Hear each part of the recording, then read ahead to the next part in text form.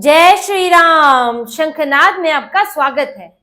कांग्रेस में राहुल गांधी के काम करने के तरीकों को लेकर जबरदस्त नाराजगी है। खास तौर से पुराने नेता राहुल गांधी से खुश नहीं है, उनके तौर तरीकों से, रवैये से और जो नीति चल रही है कांग्रेस में, तरीका अपनाया जा रहा है, उससे साफ तौर पर नाखुशी पार्टी के अंदर जाहिर की जा रही है। पिछले कुछ समय में राहुल गांधी ने जो तरीके अपनाए हैं, जो उनकी अपनी एक कोर टीम है, उस कोर टीम पर उनकी जरूरत से ज्यादा निर्भरता है, राहुल गांधी तक पहुंचना मुश्किल है।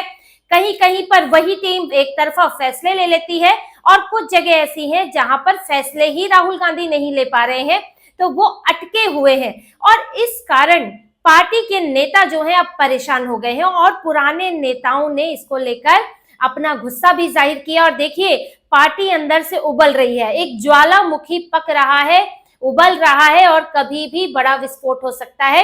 यानी कि कांग्रेस के बड़े नेता पार्टी छोड़ सकते हैं, कांग्रेस टूट सकती है, G23 फिर से पनप सकता है। बिल्कुल यही स्थिति बन रही है और इसकी जो झलक है वो दिखने लगी है शशि थरूर जैसे नेताओं के जरिए, महाराष्ट्र में दिखने लगी है। और कांग्रेस ने जो हाल में प्रभारी नियुक्त किए हैं, इसके बाद ये झगड़ा, ये टकराव जो है खुलकर पटल पर सामने आ गया है। अभी हाल में कांग्रेस ने 9 राज्यों में प्रभारी नियुक्त किए हैं। इन प्रभारियों में कोई भी पुराना नेता नहीं है, किसी भी ऐसे वरिष्ठ नेता को जिम्मेदारी नहीं दी गई है जो इसकी उम्मीद कर रहा था, जो इसके लायक है।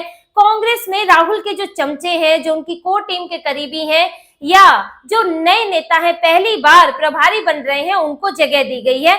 इन नेताओं के नाम आप खुद ही सुनिए। रजनी पाटिल, बीके हरिप्रसाद, हरीश चौधरी, गिरीश चोडनकर, अजय कुमार लल्लू, के राजू, मीनाक्षी नटराजन, सप्तगिरी, शंकर उलाका, कृष्णा अल्लावरू।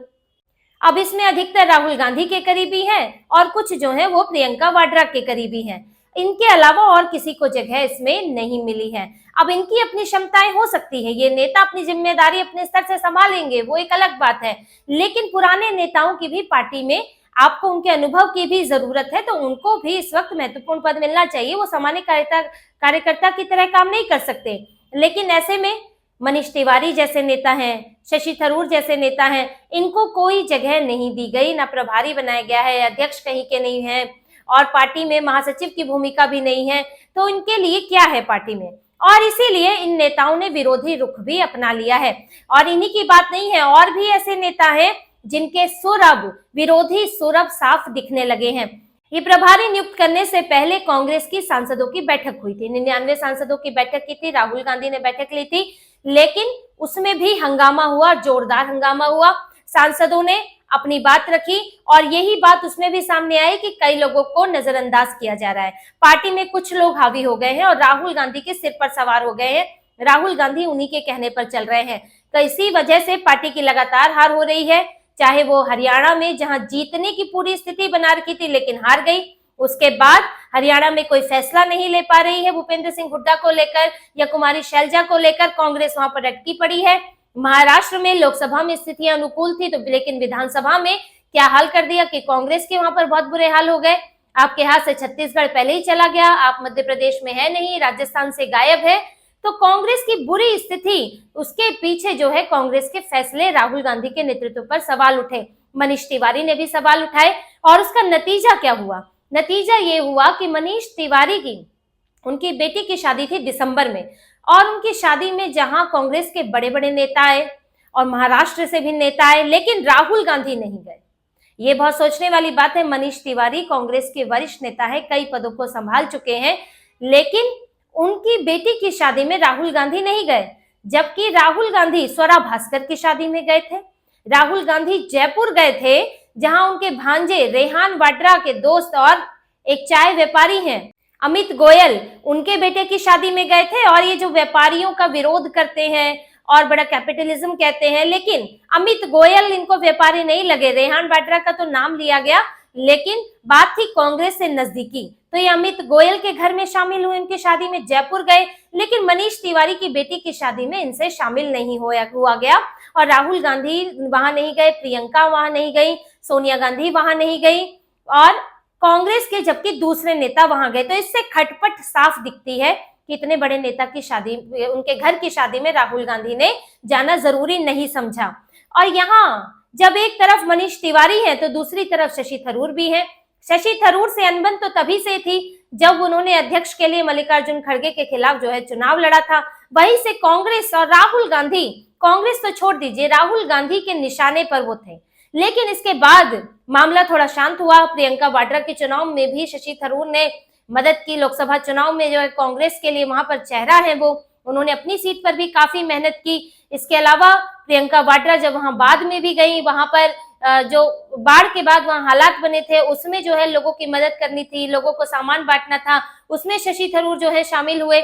लेकिन इसके बावजूद भी शशि थरूर को नजरअंदाज किया हुआ है। शशि थरूर जैसे पुराने नेता हैं, एक्सपीरियंस हैं, लेकिन उसके बाद भी उनको जगह नहीं मिल रही है और इसीलिए उन्होंने भी विरोधी सुर, लगभग विरोधी सुर अपना लिया है और कांग्रेस पार्टी लाइन से हटकर वो निष्पक्ष तरीके से बयान देने लगे हैं।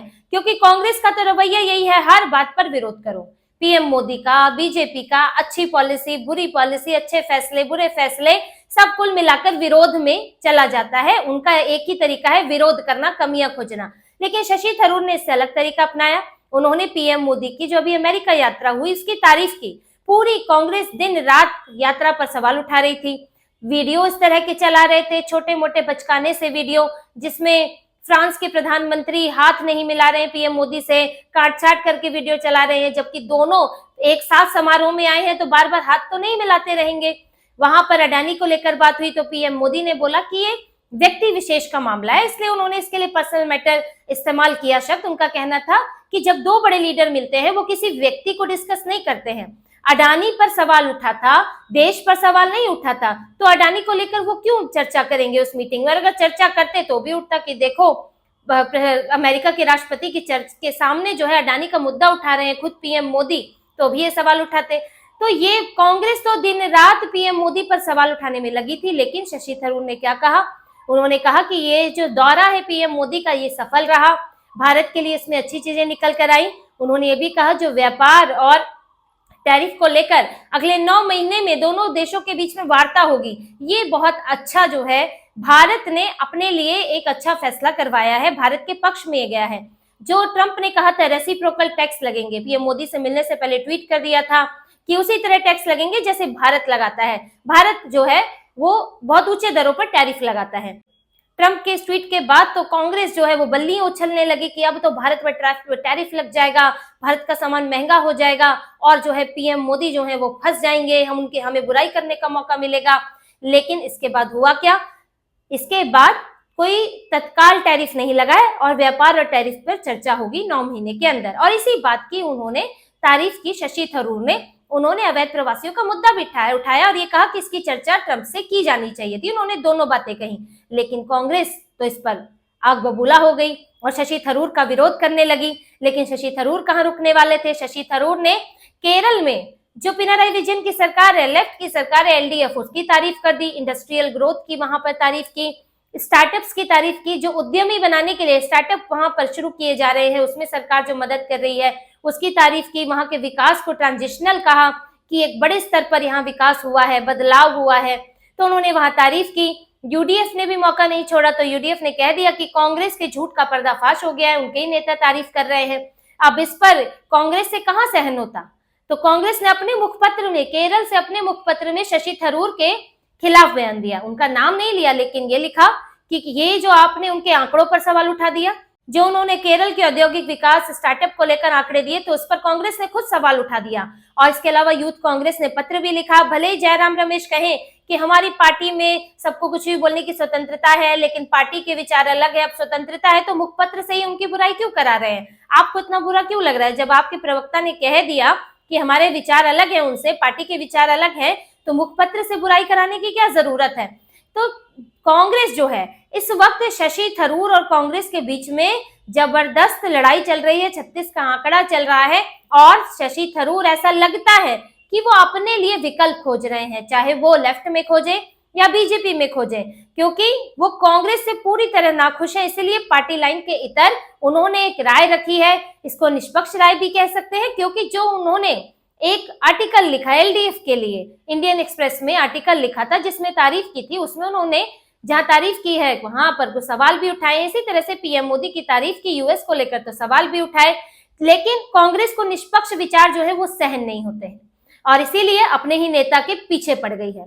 और ये पीछे पड़ना कहां तक जारी रहेगा, ये तो अब देखना होगा कि शशि थरूर आगे कैसे जवाब देते हैं। और अब ये बात मनीष तिवारी और शशि थरूर जैसे नेताओं की हुई है। महाराष्ट्र पर आते हैं। महाराष्ट्र में इन्होंने हर्षवर्धन सकपाल को प्रदेश अध्यक्ष बनाया है। नाना पटोले प्रदेश अध्यक्ष से हटा दिए गए थे। अब हर्षवर्धन सकपाल जो है वो बड़े लो प्रोफाइल वाले नेता है, वो कभी ज्यादा चर्चा में नहीं आए, पार्टी में संगठन में कभी उनकी भूमिका बहुत ज्यादा नहीं दिखी, लेकिन अचानक से उन्हें प्रदेश अध्यक्ष बना दिया। राहुल गांधी के करीबी भी बताए जा रहे हैं। अब उनकी अपनी भूमिका और उनकी अपनी काबिलियत अलग जगह है, लेकिन पुराने नेता पृथ्वीराज चौहान जैसे नेता हैं, उनको इस बात से नाराजगी है कि उनको एक तो उनका नाम उसके लिए कंसिडर नहीं किया, एक सतेज पाटिल है, उनका नाम भी इसके लिए नहीं विचार किया गया, जिनकी पूरी उम्मीद थी उनका नाम रेफर भी किया गया था। तो पृथ्वीराज चौहान जैसे पुराने नेता वो भी नाराज हैं और दूसरे नेताओं में जो उस वक्त नाना पटोले की नाराजगी तो अलग चल रही है। तो महाराष्ट्र में भी कांग्रेस जो है वो भले ही नया प्रदेश अध्यक्ष बन गया है, लेकिन अब उसके टूटने के कगार पर है। और वो नेता जो है वहां से, जो पृथ्वीराज चौहान जैसे नेता, अशोक चौहान तो चले गए, पृथ्वीराज चौहान भी कभी भी जा सकते हैं, मौका मिलने की बात है। तो पुराने नेता नाराज चल रहे हैं। अब महाराष्ट्र के हरियाणा आ जाइए। हरियाणा में भूपेंद्र सिंह हुड्डा की नाराजगी है, विपक्ष का नेता कांग्रेस तय नहीं कर पा रही है। अब वो ये परेशान है कांग्रेस के, राहुल गांधी फंसे हुए, फैसला नहीं ले पा रहे हैं कि अगर भूपेंद्र सिंह हुड्डा को बनाते हैं तो शैलजा नाराज हो जाएंगी, हुड्डा को नहीं बनाते हैं, शैलजा गुट के किसी को बनाते हैं तो हुड्डा फिर चले जाएंगे। तो इस चक्कर में इन्होंने जो सेशन हो गया, हरियाणा का सेशन आने वाला है दोबारा, उस सत्र से पहले भी ये विपक्ष का नेता नहीं चुन पाए हैं और इस वजह से हुड्डा अलग नाराज है और अलग पार्टी बनाने की भी बात हो रही है। ये भी बात चल रही है कि अगर कांग्रेस से उनको संतुष्ट नहीं किया गया, एक भी बड़ी जिम्मेदारी नहीं दी गई, तो वो अपनी अलग पार्टी की भी घोषणा कर सकते हैं।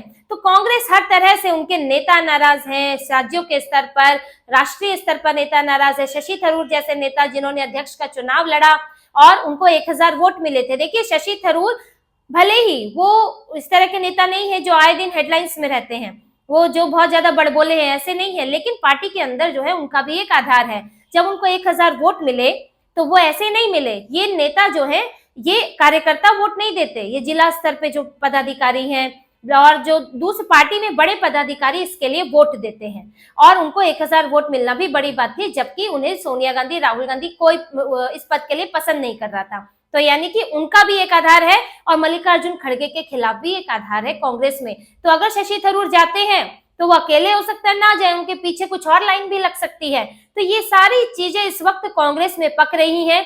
ऊपर से ये कांग्रेस छुपाने की कोशिश में है, दिन रात बीजेपी का गाना गाती है, लेकिन अंदर ही अंदर संगठन के स्तर पर कांग्रेस में सब चल रहा है और कभी भी पार्टी में विस्फोट हो सकता है, विस्फोटक स्थिति बन सकती है। G23 जैसा एक नया ग्रुप पैदा हो सकता है और कई नेता जो है इस्तीफा थमा सकते हैं।